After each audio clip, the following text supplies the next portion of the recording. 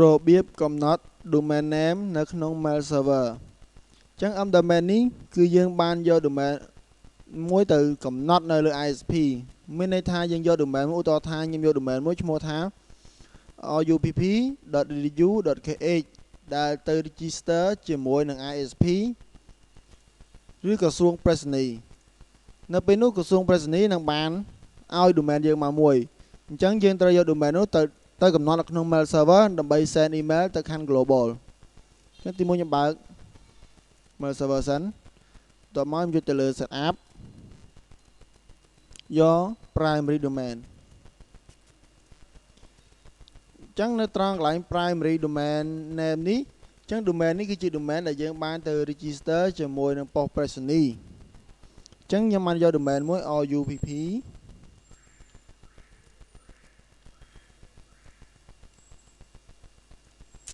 អញ្ចឹងនេះគឺជា domain របស់ខ្ញុំ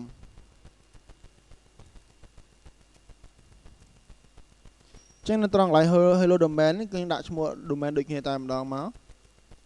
ហើយនៅត្រង់កន្លែង machine name គឺដាក់ឈ្មោះ machine server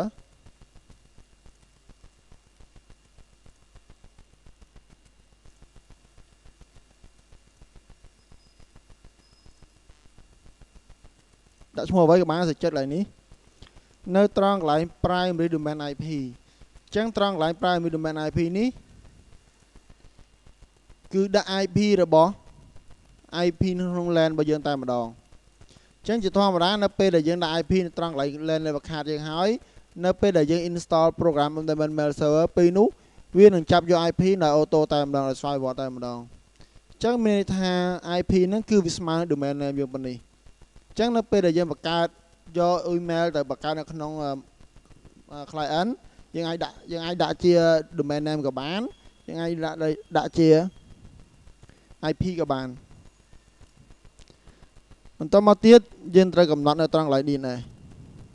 yes អញ្ចឹងត្រង់ DNS កន្លែងនេះគឺជា DNS របស់ ISP គេផ្ដល់ឲ្យអញ្ចឹងកន្លែងហ្នឹងគេផ្ដល់ឲ្យឧទាហរណ៍ថាបោះ online អញ្ចឹងទៅ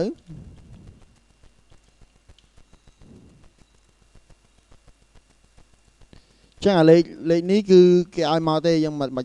ចាំខ្វល់ទេប៉ុន្តែកន្លែងយើងត្រូវដាក់បើយើងអត់ដាក់កន្លែងហ្នឹងទេក៏យើងមិនអាច send ទៅខាងក្រៅបានដែរចឹងទី1នៅត្រង់កន្លែង domain យើងដាក់ឈ្មោះ domain ដែលយើងបានទៅទិញពីគេហើយនឹង IP របស់ machine នៅត្រង់កន្លែង DNS នេះគឺជា DNS IP របស់ ISP គេផ្ដល់ឲ្យ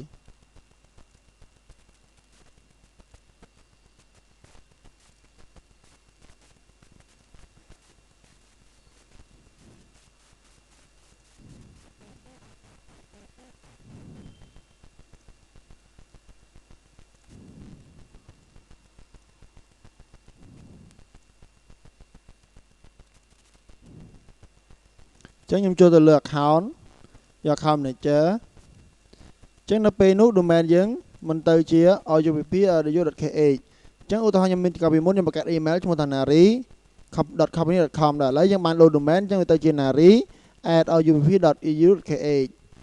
នេះដូចគ្នាដែរមកនេះគឺជា email សម្រាប់ user ចឹងក្នុងការកំណត់ domain name នៅក្នុង mail server ត្រូវបានបញ្ចប់